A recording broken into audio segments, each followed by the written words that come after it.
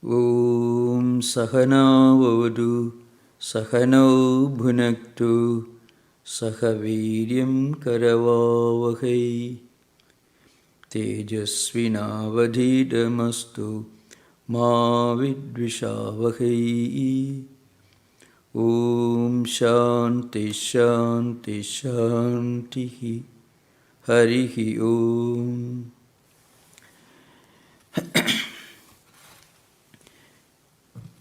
We are continuing our discussion on the topic, the four pillars of Advaita philosophy, Advaita tradition.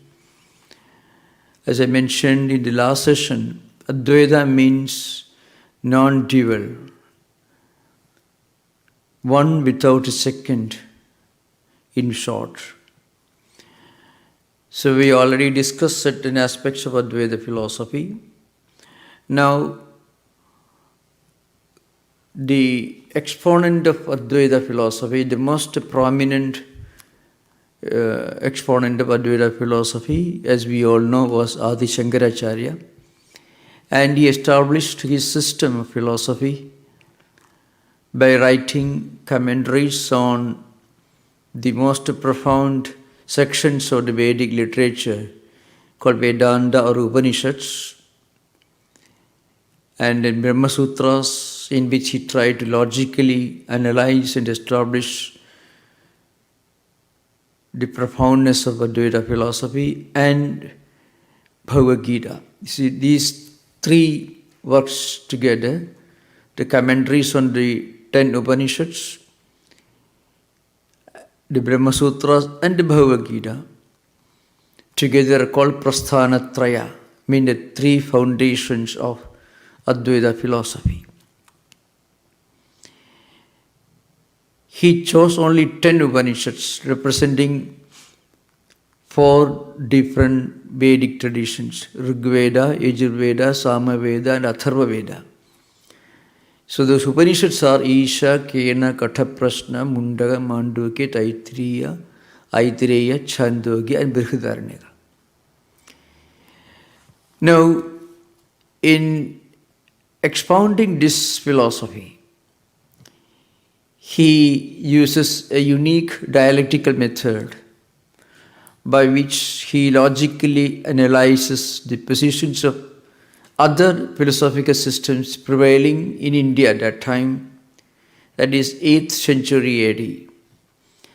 And then he tries to logically establish the validity of this unique spiritual and philosophical ideal, Advaita, which means that the reality is one without a second. It is immanent, it is present in all of us, it is all-pervading, it is omnipresent, it is transcendental, and it is not opposed to or in conflict with other ideas of God or Godheads, but it accommodates all other conceivable ideas of spirituality and God.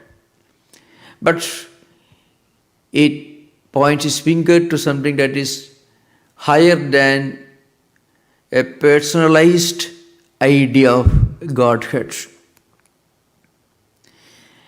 In this process, he refutes, as I mentioned, he refutes some of the views, for example, Sankhyas. It was a very prominent system of philosophy prevalent during Shankaracharya's time in India in 8th century AD. It's called Parinamavada.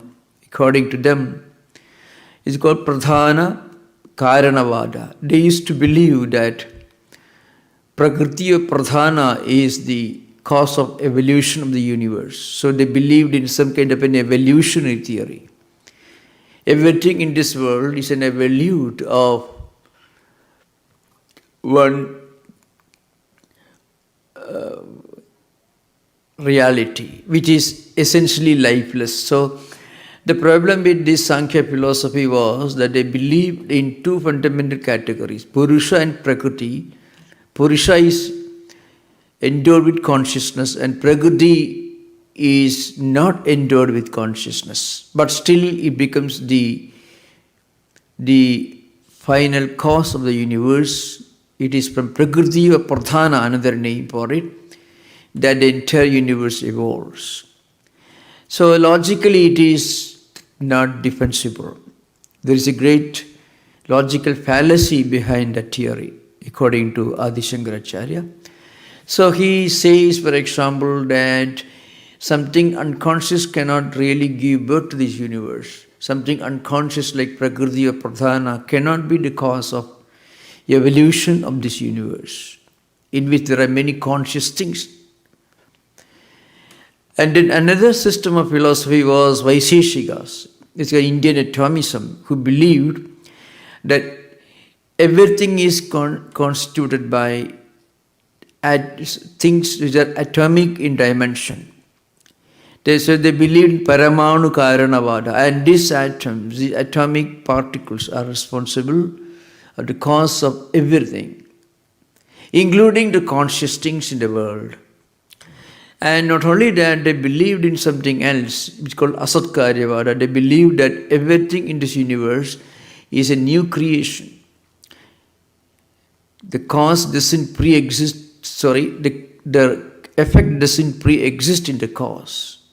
To make it more clear, if you apply that theory, you have to argue that golden ornament did not exist in gold, which is absolutely ridiculous, because it is from gold that golden ornament evolves. It is from thread that a cloth evolves. It is from mud or clay that a clay pot evolves. So you can't say that the clay pot did not pre-exist in clay.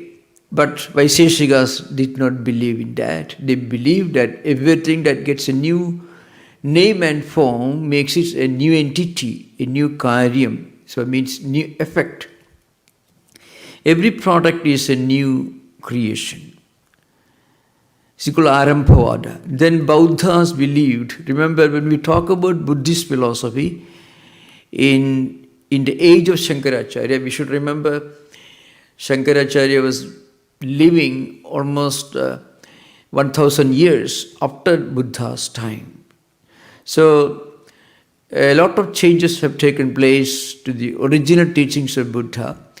New and frequently logically indefensible ideas have already emerged in India at that time in the name of Buddhism, and one of it was Kshanabhangavada, Vijnanavada, Shunyavada. They believe that external things do not exist. You don't find anything in Buddha's teachings which clearly mention that external things have no existence at all.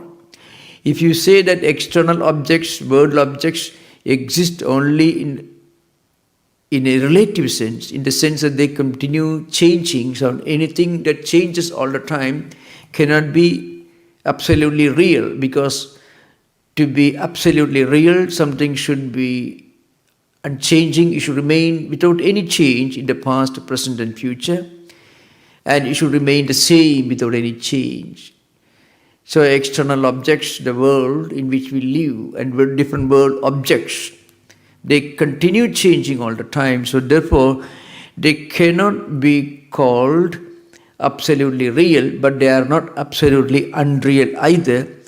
But according to Vijnanavada, a kind of subjective idealistic philosophy that emerged in Buddhism, Dignaga, Vasubandhu, there were quite a few very prominent Buddhist thinkers in those days. Of course, we are talking about their times, maybe around 3rd or 4th century AD, almost 300 years, 400 years before Shankaracharya's lifetime. So they believed in this kind of subjective idealism which totally denied the existence of external objects. So that also was not agreeable to Advaita philosophical system. So Shankaracharya refuted it. Then the Jaina philosophy believes Syadvada, which is a very flexible thing. Existing or non-existing, there cannot be a final word, a final verdict. And then there were, of course, believers in different theistic systems of Indian philosophy, Pashvada, Shakta, Shaiva, Vaishnava, etc., who believed that one created God with certain forms and certain names and certain characteristics creates this universe. So that was again refuted by Shankaracharya. And he established this unique system of philosophy which believed, which established the fact that Brahman, one absolute divine reality which is present in everything and present everywhere, it is the efficient cause and it is the material cause of this universe. That was called Brahma Nimitta Upadana Karana. So this is the philosophical landscape in which Shankaracharya lived and taught and established Vedanta philosophy. To understand the relevance of Shankaracharya's philosophy, we should know that when Swami Vivekananda came to America in 19th century, he was trying to give a modern exposition of Shankaracharya's Advaita philosophy. Of course, in the language of the late 19th century, America and Europe, which again were facing a lot of challenges to establish religions. So you can find many doctrines and many ideologies, many humanistic ideologies, and many scientific theories have already started challenging the doctrine of the established religions that one God created this world some 6,000 years back and divided humanity into believers and non-believers, and said that believers will go to heaven if they believe in His existence, and non-believers will go to hell if they did not believe. So this was the idea of God. It was very popular in the mid-19th century, and also it became much more a subject of debate towards the end of the 19th century. With the emergence of Karl Marx and Engels, who were humanists, and then Charles Darwin, who published Origin of Species, and many ideas of neo-positivism, existentialism, the early waves of existentialistic philosophical ideas which were emerging in Europe at that time, they all challenged the anthropomorphic interpretation of creation, God, that God created this world at a particular time with a definite plan and design, with some strong do's and don'ts which He tried to impose upon humanity, which they were supposed to believe if they wanted to go to heaven, or they risked the problem of going to hell if they did not believe in those ideas. So that was the time, that was the philosophical and theological landscape in which Vivekananda appeared in the United States and presented this Advaita philosophy in the Parliament of Religion 1893, which taught that the highest concept of God is one impersonal, attributeless, omnipresent, immanent, supreme reality. It is a spiritual principle. It did not deny the ideas of created God, but it went beyond the ideas of created God. It did not deny the right or the propriety of believing in a God who lived, who created this world some thousands of years back. But it said it is true, but as you evolve in your spiritual life, your idea of God also will evolve, and you then eventually you will understand that God is not somebody who sits above the clouds God is one divine reality, a divine principle that is present in us, in all of us, and everywhere. At the same time, the idea of this impersonal God also transcends all that we can define, describe, explain, verbalize, or philosophize. Now, this idea was most prominently is articulated in one unique, well-known verse in the Mandukya Upanishad. Mandukya Upanishad, if you take the 7th mantra, you find a very unique statement. What it essentially says is the simple thing that this absolute reality is not something that you can define, explain, or describe, or verbalize, or speculate, or write about, or think about in terms of words and ideas. Now, surprisingly, almost 400 years after Shankaracharya's time, one of the greatest Christian mystics who lived in Germany is called Meister Eckhart. He also articulated an idea that the highest concept of God cannot be defined in words or ideas or definitions.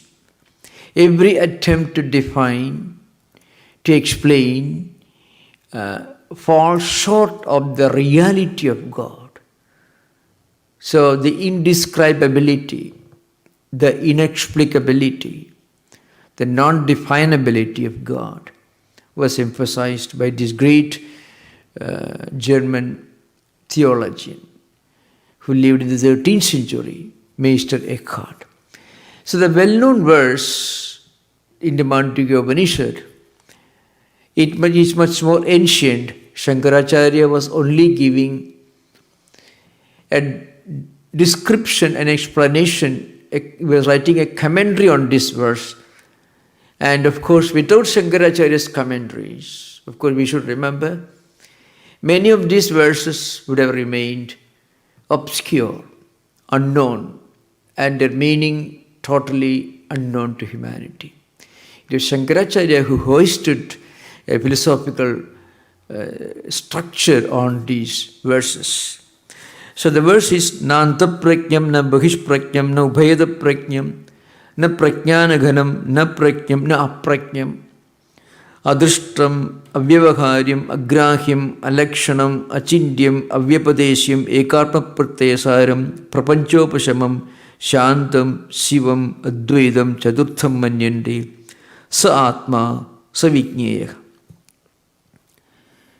Is considered to be one of the most unique mantras, Vedic statements, the entire philosophical landscape of Vedic literature.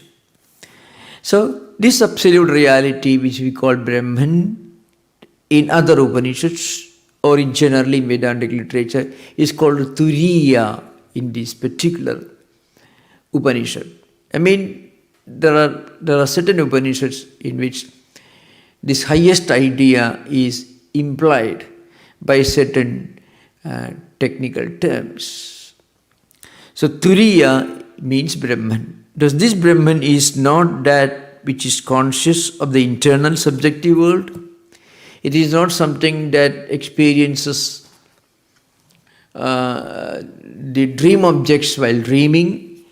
And it is not something that experiences the waking state objects in waking state. And it's not that which is conscious of both. And it's not that which is a mass of all sentiency, not that which is simple consciousness. It is not insentient either. It is not related to anything. It is incomprehensible by the mind and senses. It is uninferable, unthinkable, indescribable, essentially of the nature of consciousness. And it is the Atman alone, it is a negation of all phenomena. It is the essence of peace, bliss and non-duality. This is what is to be known. To know this reality is the supreme goal of human life. This is the essence of this mantra. Now, what it means is, as we evolve in our life, as we move forward in our spiritual evolution, our idea of God grows and evolves. It becomes more introspective.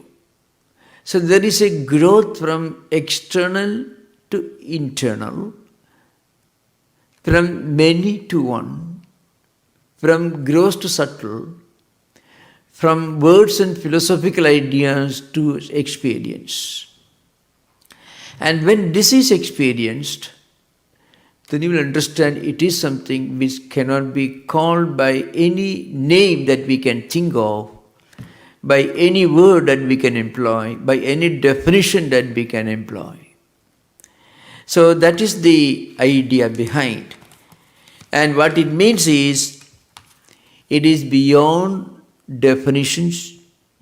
It is beyond what in Vedanta we call Tripudi, the idea of knowledge, known and knower, the idea of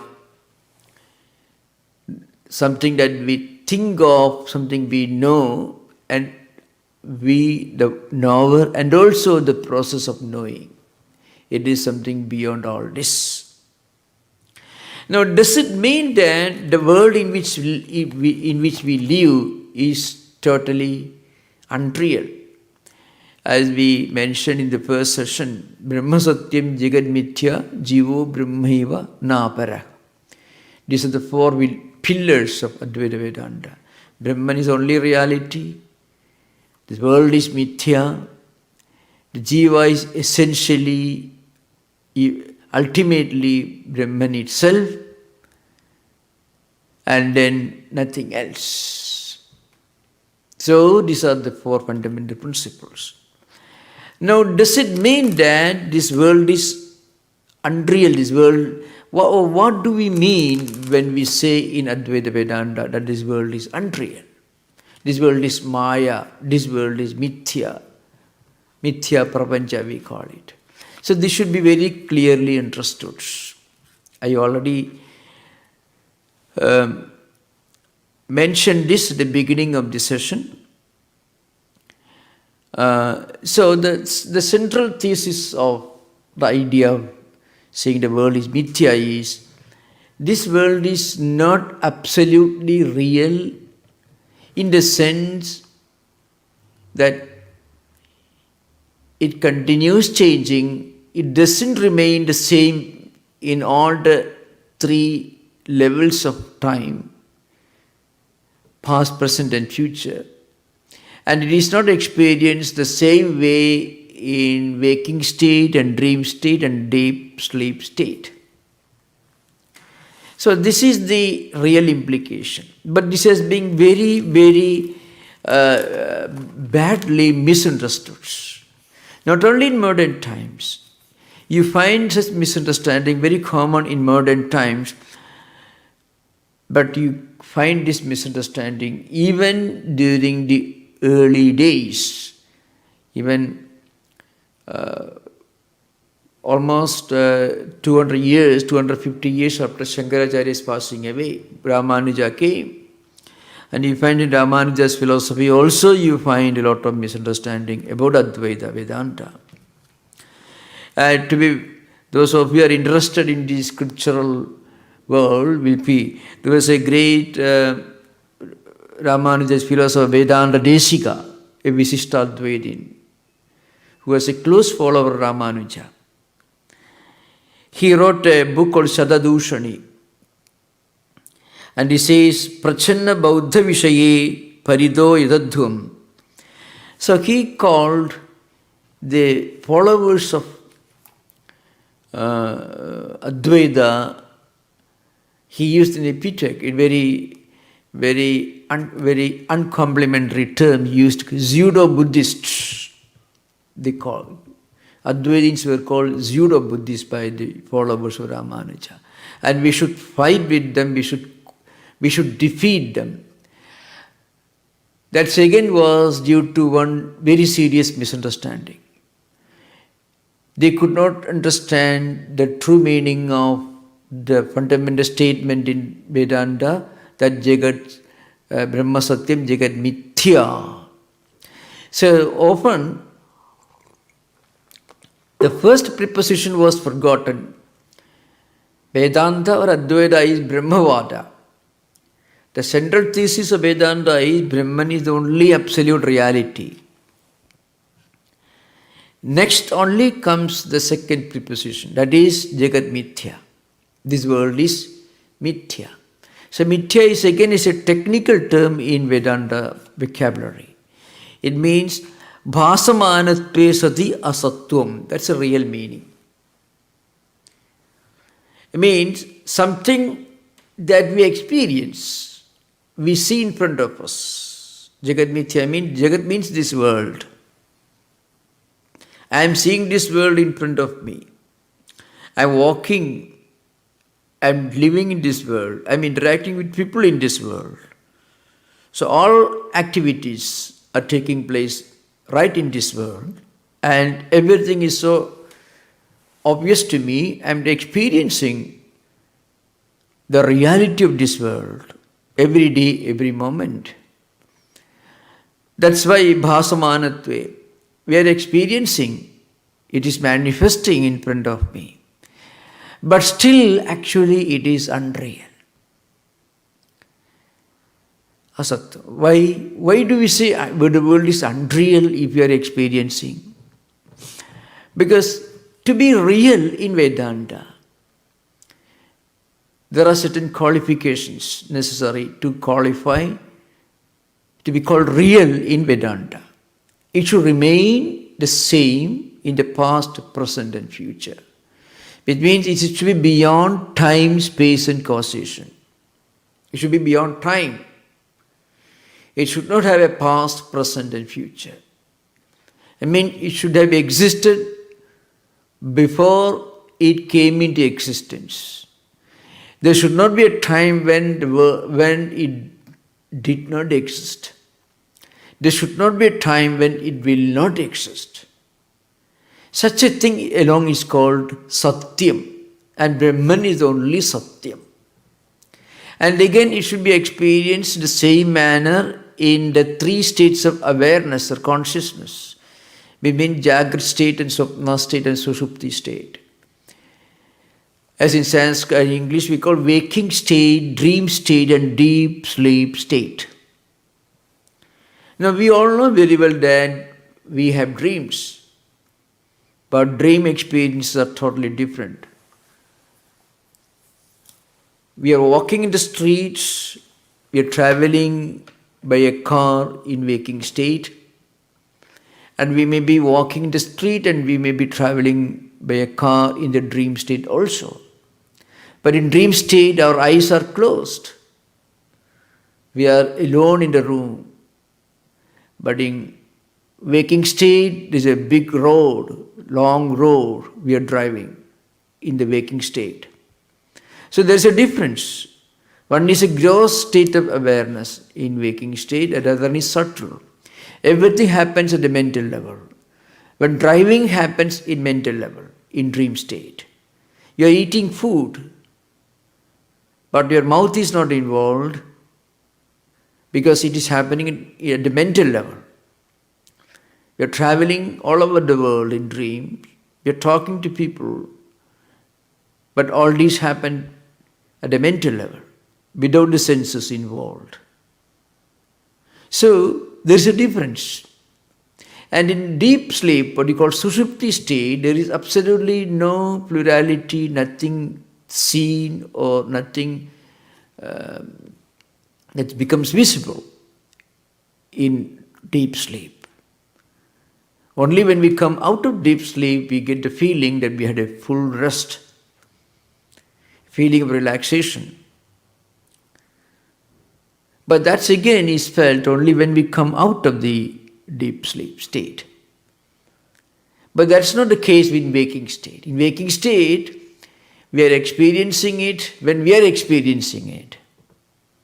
We feel fully rested in waking state. If you sit on an easy chair for a long time, you feel fully rested.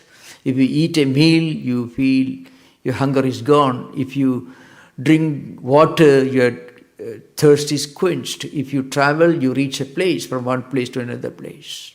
All this happened in waking state at the gross level. So what it means is there is a difference between waking state experiences, dream state experiences, and deep sleep state experiences. All different. And when there is a difference, it cannot be absolutely real. So in all these three states of awareness, we are interacting with the world in which we live. So also past, present and future. Past, present and future can be used only in the context of our present level of awareness or consciousness. So what it means is, it is real, but it is not absolutely real. It is real, but not absolutely real. What it means is, it is only relatively real. It is not absolutely real. That is the sense in which Vedantins use the word Jagat Mithya. This world is unreal. Now, this idea was not properly understood even by some of the contemporaries of Shankaracharya, and also some of the great Indian thinkers like Ramanuja, Madhva, Vallabha, Chaitanya and others who came after Shankaracharya, who did not understand. So you find, for example, there is a Bhaskara's commentary in Brahma Sutra, Yetu Bauddha Mada Valambino Mayavadinaha Tepi Anenaiva Nyayena Sutragarena eva Nirasta Veditavya Nacha Shunyavadinaha Sakasha Vailakshanyam Mayavadinaha. So Madhvacharya, who was the exponent of Advaita, said that Vedanta and this Buddhist philosophy of nihilism, they are identical, similar, there is no difference. So that is a real implication of Jagat Mithya. This is not often understood properly. Even within Vedantic tradition also, there were many misunderstandings. Even within Vedantic tradition also. You have to remember, in Shankaracharya's tradition also, there were long, unbroken line of great teachers, exponents and dialecticians.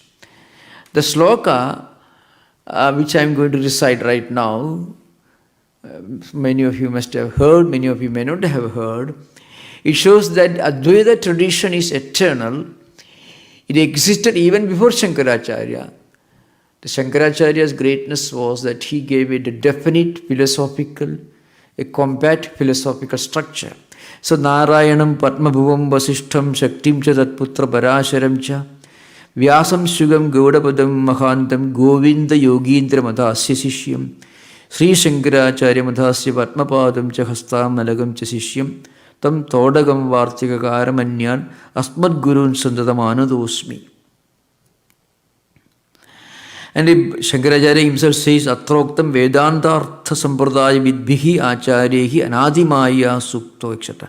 There is a bhashya. So the point is, this Advaita Parambara, as we call in Sanskrit, it begins in eternity. So Narayana Padmabhuvam Vasishtam Shaktim Cha Tatputra Parasharam Cha. So it begins with Narayana, Lord Vishnu, and according to another Guru Parambara Stotra, another important verse which pays tribute to these succession of teachers is, Sadasiva Samarambham Shankaracharya Madhyamam.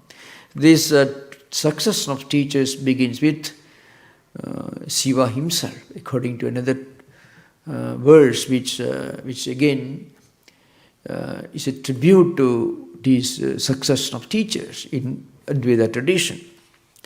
So even within the Advaita tradition also, there were many views which came up later, even by the followers of Shankaracharya. I can give an example. Prakashananda is the name of a great thinker and writer who lived sometime into 15th century AD. That means almost 700 years after Shankaracharya, he came. He was a senior contemporary of Appaya Dikshita. Now, he propounded a new theory which you may hear about a lot these days in so many different versions. It is called the Drishti Srishtivada. It's something very interesting. It almost some kind of a subjective idealism, reminiscent of Bauddha Vijnanavada. His name is Prakashananda, who wrote a well-known book called Vedanta Siddhanta Muktavali, it is called. And he said that creation of the world exists only so long as there is perception. So long as you perceive it, it exists in your mind. When you don't perceive it, it doesn't exist. It's called the Drishti Srishtivada. Srishti is there only through and because of Drishti. You see, therefore this world is perceived and therefore it exists. If you don't perceive it, it doesn't exist. Now this again is obviously a deviation from Shankaracharya's original philosophy. Shankaracharya did not say that the world exists only in our mind, only so long as we see it. He believed in the reality of the world, but that reality was only relative. When you see the world, when you experience the world, when you analyze with a philosopher's mind, when you are a philosopher, you may not dismiss the world as unreal. But if you are a thinking person, you'll be surprised, you may be wonderstruck. So it becomes achintya, but means it is inconceivable. It is so mind-boggling. This world is so mind-boggling. Any thinking person, even a poet, a person given to speculation, a mystic, without necessarily being a Vedantin or an Advaitin, may believe that this world is so mind-boggling, it defies all our possible attempts to define and understand and describe. So it is so much beyond our purview, our power of comprehension. So it is indescribable. Though you may not realize that it is relative in the sense that Vedantins understand it. But so Prakashananda propounded a theory, and his attempt was to defend Advaita against criticism leveled against it by the followers of Ramanuja and Madhva, who again and again emphasized Jagat Mithyatvam, that is Maya, and did not emphasize the most prominent principle of Advaita, that is Brahma Satyam. Shankaracharya's bhashyas themselves show ideas. You can find ideas in those bhashya literature. It tells us that when you analyze, you understand that this world is actually only relative, bhasamanate swadhiya sattvam. We experience it. But still, we understand, as we analyze, as we go deeper, that this world has no absolute reality, it is only relatively real. We understand it. But even Shankaracharya did not say that it exists only when we see it, because that will take him perilously closer to Vijnanavada, which he himself refutes in Brahma Sutra Bhashya. So, na bhava ubilabdhehe, you find in the Brahma Sutra Bhashya Sutra is there. So he himself refused Vijnanavada. And he says, I have eaten food. In the Bhashya you find, I have this a pot I'm seeing in front of me, and I was hungry, I've eaten food. Can I say I did not become angry? I was not hungry, I did not eat food. I can't say that because all this happened in my life in waking state experience. But what Shankaracharya says is that again he will become hungry. So the effect of eating food doesn't have any permanent impact. So it happens within time. It happens within the framework of time. And whatever happens within the framework of time is relative. Not unreal, but relative. So this was again and again neglected, and there was a lot of speculation among the critics of Advaita Vedanta, saying that Advaitins believe, they say that this world is totally unreal, which again a complete deviation from Shankaracharya's original philosophy. So in order to defend these critics, Prakashananda in his Vedanta Siddhanta Muktavali, he propounded this idea of Drishti Srishtivada, which says that creation exists only so long as there is perception. Means the world exists only as a mental construction, nothing beyond that. So he had Prakashananda in a very boastful language. He writes in Vedanta Siddhanta Muktavali, Vedanta Sara Sarvaswam Ajneyam Adhunatanaihi Aseshena Mayoktam Tat Purushottama Prayatnatha. He says, I am the first exponent of Drishti Srishtivada. I have put in this book this great philosophical idea which is known to none till now, which was not known to anybody, which was not known to anyone till now, that I am now expounding thoroughly in this book. There's a boastful statement. Vedanta Sara Sarvaswam Ajneyam Adhunatanaihi. The Vedanta Sara Sarvaswam, the essence of the whole Vedanta philosophy, just not known to anyone, Ajneyam. And that I am now expounding thoroughly in this book. So what I mean to say, even within the Advaita tradition also, there were books which actually deviated slightly from Shankaracharya's original thinking, but we have to remember that was only as a part of an attempt to defend Advaita against critics, though it did not really serve the purpose. So in Shankaracharya's Bhashya, as I mentioned in the previous session, he accommodates all ideas, but he combines the highest realism and the highest idealism. The highest realism, in a sense. He does not deny the relative reality of this world. So he is very realistic. And he believes in the efficacy of karma yoga, karmopasana, bhakti, prayer. All these are essential. So Sarubhanusandhanam bhaktireva gariyasi. Bhaktiritya vidiyade. There are different versions of that in the Vivekachudamani and elsewhere. So in the Bhashya, Upanishad Bhashya, he also interprets some of the meditative methods like Brahmobhasana, Sadvidya, Bhuma Vidya, Paramjyoti Vidya, Prana Vidya, Shandilya Vidya, Vaishwanara Vidya, Madhu Vidya, Panchakti Vidya, Antaryami Vidya, Akshara Vidya, and so on. There are many Vidya here means Upasana methods, different methods of dhyana abhyasa.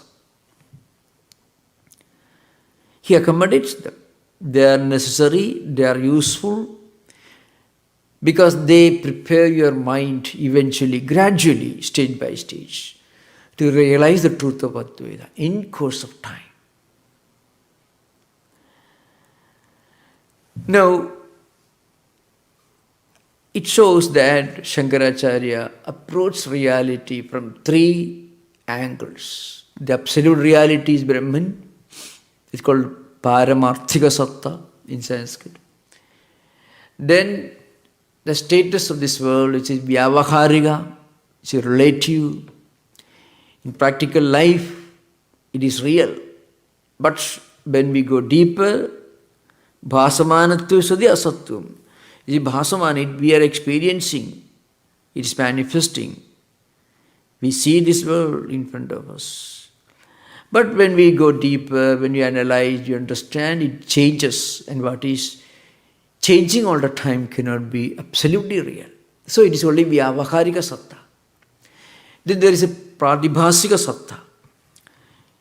Things that are not absolutely unreal.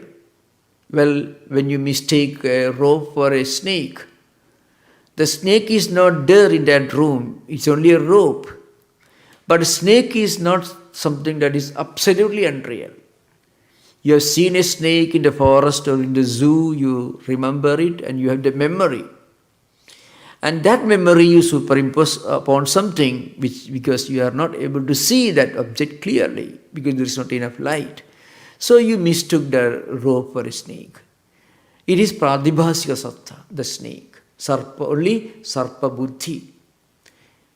Because it has a reality, but not in that room.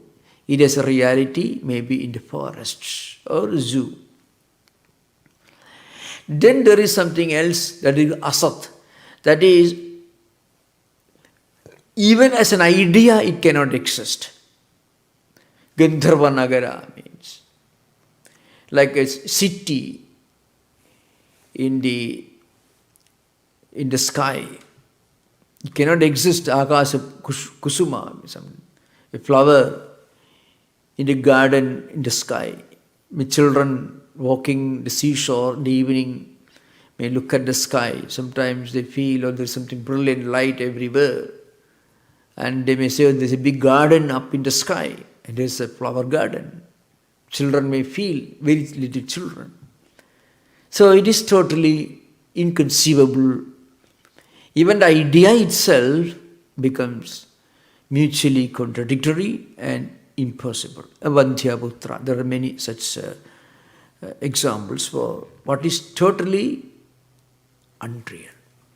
Now, very often, people who do not read Shankaracharya's original works or do not listen to those who have studied properly from under the teacher Shankaracharya's original works, what they do frequently is they mix up the absolute unreality with the relative.